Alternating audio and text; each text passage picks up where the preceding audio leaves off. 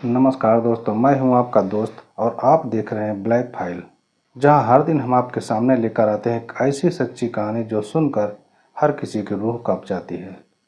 दोस्तों, कहते हैं जब इंसान के अंदर का जानवर जाग जाता है तो रिश्तों की सारी हदें भी टूट जाती हैं, और जब किसी के अंदर का खून खौल उठे तो वो अपने ही बाप का गला काटने से भी पीछे नहीं हटता। दोस्तों, आज की घटना गांव गांव इस्लामपुर, कोसी कला, मथुरा, उत्तर प्रदेश की है। तो आइए जानते हैं इस घटना को इस वीडियो के माध्यम से। लेकिन वीडियो में आगे बढ़ने से दोस्तों, आपसे रिक्वेस्ट है कि वीडियो को लाइक और चैनल को सब्सक्राइब जरूर कर लीजिए ताकि हमारा हौसला बढ़ता रहे। तो चलिए दोस्तों, घटना की शुरुआत करते हैं। तो ये घटना उस दिन की है जब गांव की गलियों में एकदम सन्नाटा पसरा हुआ था। दिवाली बीते कुछ ही दिन हो चुके थे, लेकिन हरिशंकर के घर में अब भी कुछ अजीब सी बेचैनी थी। घर के अंदर बैठे 15 साल के सुमित, इसका नाम काल्पनिक है, उसके चेहरे पर मासूमियत थी। वह गुस्सा था, दर्द भी था और बदले की आग भी थी। सुमित का बाप, जिसका नाम पवन शर्मा, जो कि लगभग 55 साल की उम्र का था, जो पिछले कई महीनों से अपनी ही बेटियों के साथ 13 साल की पायल और 14 साल की रीमा के साथ दरिंदगी कर रहा था। घर वाले कहते हैं उसे शराब की लत थी और जब भी पी लेता था तो खुद पर काबू नहीं रख पाता था।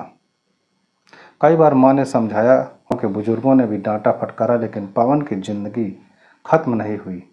आखिर एक दिन दिवाली के वक्त दोनों बेटियां अपने ताऊ हरिशंकर के घर आ गई। उसी घर में सुमित पहले से रहकर पढ़ाई किया करता था। तो एक रात जब सब सो चुके थे तो पायल रोती हुई बोली, भैया हमें अब घर वापस नहीं जाना है। पापा फिर से हमारे साथ वही कर्म करेंगे। अपनी बहन की बात सुनकर सुमित एकदम हक्का बक्का हो जाता है। सुमित जैसे एकदम पत्थर बन गया हो। उसे अपने कानों पर यकीन नहीं हुआ, लेकिन जब दोनों बहनों ने सब कुछ सच सच बताया, कैसे उनके सगे बाप ने ही उनकी इज्जत लूटी। सुमित के अंदर यह सुनकर कुछ टूट गया। उसके सारे अरमान नष्ट हो गए। वो सारी रात जागता रहा, आंखों में नींद नहीं थी, बस जलन थी, गुस्सा था। दोस्तों, सुबह होते ही उसने अपने ताऊ हरिशंकर को सारी बातें बता देता है। हरिशंकर का चेहरा भी गुस्से में एकदम लाल पड़ गया था। अब बस बहुत हुआ, उसने कहा। अगले ही दिन पवन गांव आया। उसे पता था कि बेटियां और बेटा ताऊ के घर हैं। वो वहां पहुंचता है और दरवाजे पर खड़ा होकर बोलता है कि सबको मेरे खिलाफ भड़का दिया है, साले हरामजादियों। हरिशंकर और सुमित दोनों बाहर आ जाते हैं। थोड़ी बहस हुई, गाली गलौज होने लगती है और फिर बात हाथापाई तक पहुंच जाती है। उस वक्त सुमित ने अचानक पास रखी लोहे की रॉड उठा लेता है और ताबड़तोड़ एक झटका फिर दूसरा झटका पवन के सिर पर वार कर देता है, और कुछ ही मिनटों में पवन जमीन पर गिर गया और खून से लथपथ हो गया। भतीजा भी साथ में था। उसने पांव पकड़े रखा ताकि पवन हिल डुल न सके। सुमित तब तक मारता रहा जब तक उसके अंदर का गुस्सा ठंडा नहीं हो गया। दोस्तों, शाम होते होते पूरे गांव में खबर फैल गई कि पवन मारा गया। अपने ही बेटे ने किया कत्ल। पुलिस को सूचना दी गई और कोसी कला पुलिस पहुंच जाती है। ग्रामीण एसपी सुरेंद्र चंद्र रावत ने खुद मौके का मुआयना किया। पुलिस ने दोनों सुमित और भतीजे को हिरासत में ले लिया और जो सच्चाई निकली उसने सबको हिलाकर रख दिया। पिता अपनी ही सगी बेटियों का यौन शोषण कर रहा था।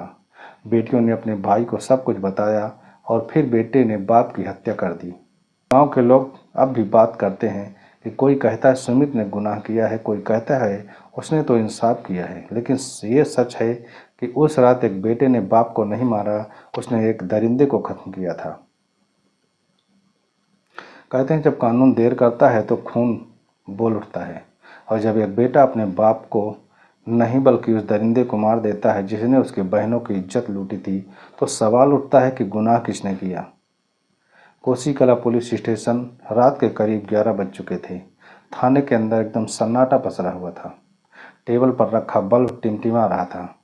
पुलिस की कुर्सी पर बैठे थे एसपी सुरेश चंद्र रावत, वही अधिकारी जो अब पूरे केस को संभाल रहे थे। सामने बैठा था सुमित, 15 साल का लड़का, पर आंखों में बड़ों जैसा जज्बा था।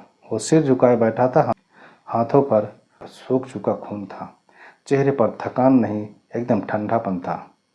तभी रावत ने पूछा, क्यों मारा अपने बाप को? तभी सुमित ने बस एक लाइन कही, क्योंकि वो बाप नहीं था सर, वो जानवर था। कमरे में एक पल के लिए एकदम सन्नाटा छा जाता है दोस्तों। रावत की नज़रें जम गई उस बच्चे पर जिसने अपने अंदर का डर मार दिया था। अगले हफ्ता पूरा इस्लामपुर गांव कोर्ट के बाहर खड़ा था। अब हर किसी की जुबान पर एक ही नाम था, सुमित शर्मा का। कोई कह रहा था कि बेटा हो तो ऐसा होना चाहिए, तो कोई बोल रहा था कानून से बढ़कर कोई नहीं, चाहे दर्द कितना भी हो। तो मथुरा जिला कोर्ट में उस दिन पत्रकारों की भीड़ लग गई थी। मीडिया ने हेडलाइन चलाई कि बेटे ने दिया दरिंदे पिता को मौत का इंसाफ।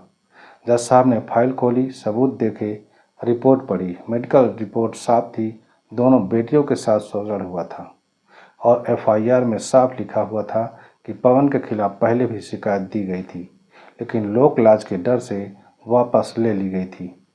सुमित के वकील थे अमित त्रिपाठी और वो उठकर बोलते हैं कि माय लॉर्ड, ये बच्चा मुजरिम नहीं, ये उस समाज का आईना है जो हर बार औरत की इज्जत पर पर्दा डाल देता है।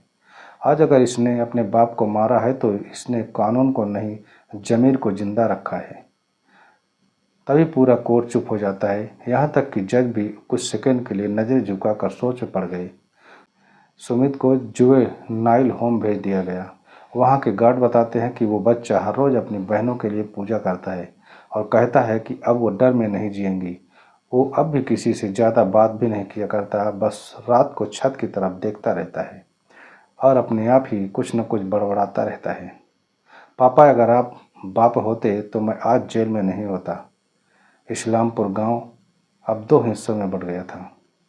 एक तरफ वो लोग थे जो कहते हैं कि जो हुआ ठीक हुआ, और दूसरी तरफ वो हैं जो मानते हैं कि कानून हाथ में लेना गलत है।